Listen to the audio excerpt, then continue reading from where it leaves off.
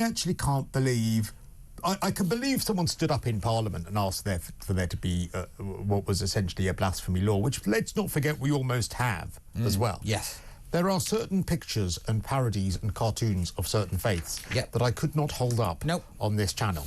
I look at the Batley Grammar School. For fear of my life. Yeah, the Batley School grammar school teacher is still in hiding. That's a blasphemy law. Yes. That is a de facto blasphemy law. There was one of the most shameful moments where the British government failed to defend secular and liberal education. Well, I remember when it pandered to an Islamist mob. When Charlie Hebdo happened. Oh, God.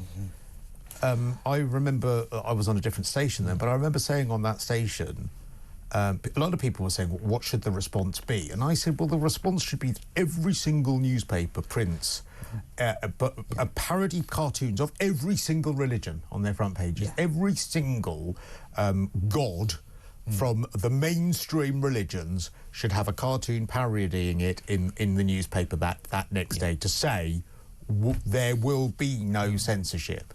Because I think that would have been an appropriate response. And I think had you focused on just the one religion, although it would have perhaps been satisfying, I think the point needs to be a wider point that, you know what, it's all up for grabs, and if you don't like it, then you're sort of in the wrong place. I think there's two bits there. We do have to deal with the one religion and their influence on this British society and our tolerance of the intolerant within that culture.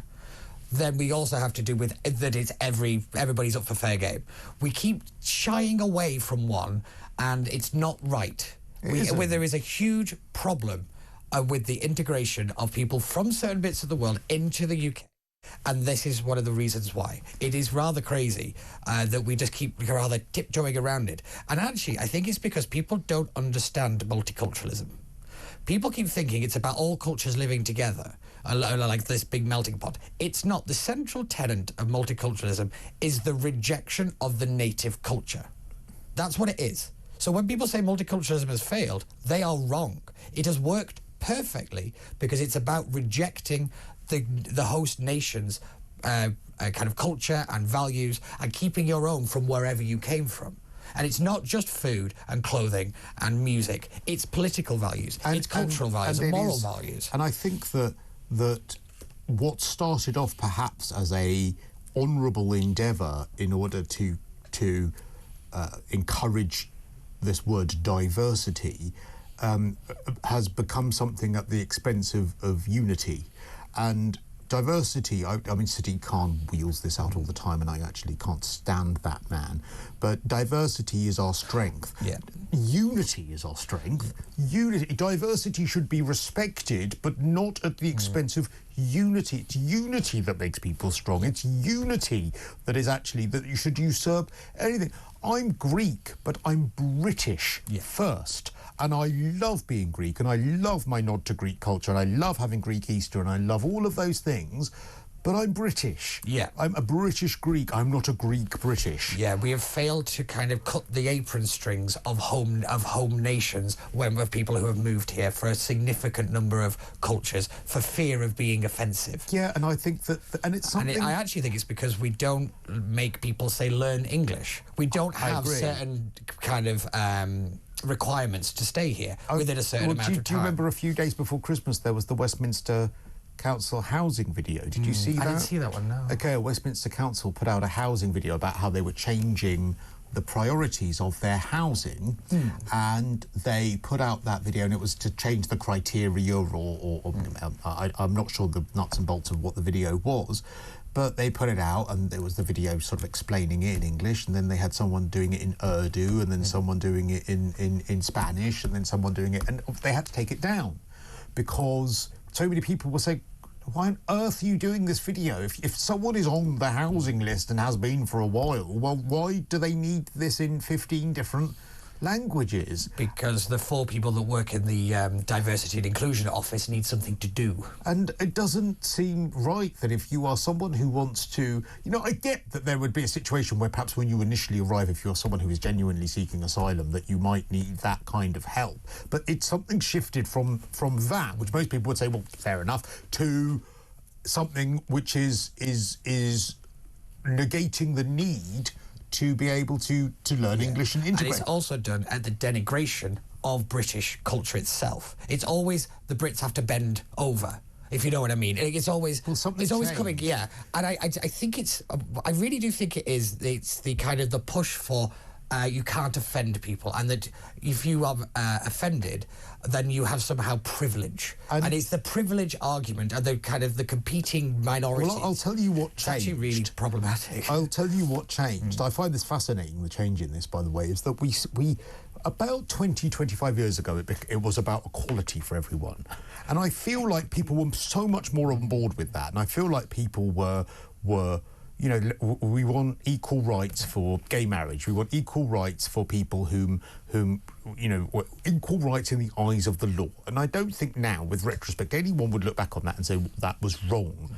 But something shifted where what was that very reasonable stance became actually, if we don't want minorities to be equal, we want the majority to be made to feel bad all the time. Yeah. If you are so therefore it's not about you being moved up to the equal level. It's about people who are at the majority. You know, you're not just white and need to acknowledge that people who are of different ethnicities need to have equal rights to you. No, you have white privilege. Yes, exactly. It's just about it's white privilege. You actually, we're going to do a negative stereotype based on your race because we can do that because you're white. You know, and sort of gay rights didn't become about making gay people equal. It became about the right that, you know, oh, you're straight, you'll never understand what it was like. And as people know, and I bang on about it a lot, I'm as gay as Christmas, but I don't want straight people to feel bad about being straight. No. Well, why would I want that? That doesn't give me equality. No. That because also you have to remember we changed it from equality to equity, because people started to cotton on to the very stark double standard of what you're talking about. So that's why we now talk about equity and not equality.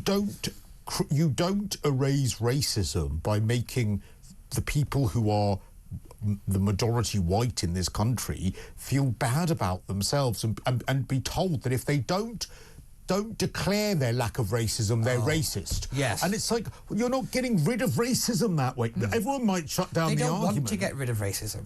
There is an entire industry built on the fact that racism exists. There are people whose job it is to talk about this stuff.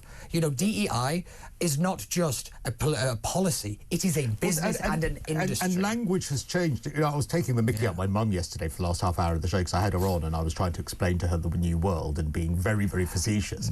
And I was talking about, you know, all these new quangos. And I said to her, because, you know, we need this Forestry Commission diversity calendar because, Mum, the countryside is racist. And she was like, what? She was like, what? Because we've gone from what was a really reasonable conversation, which was, do you know what would be really nice? And, you know, and this is how it would have been presented 20 years ago. It'd be really nice if more minorities went to the countryside and realised that it was open to them. That would have been the very reasonable thing someone would have said 20 years ago. No one would say, oh, yeah, everyone would say, OK, yeah, fair enough, that's a nice suggestion. Didn't think about that, nice suggestion.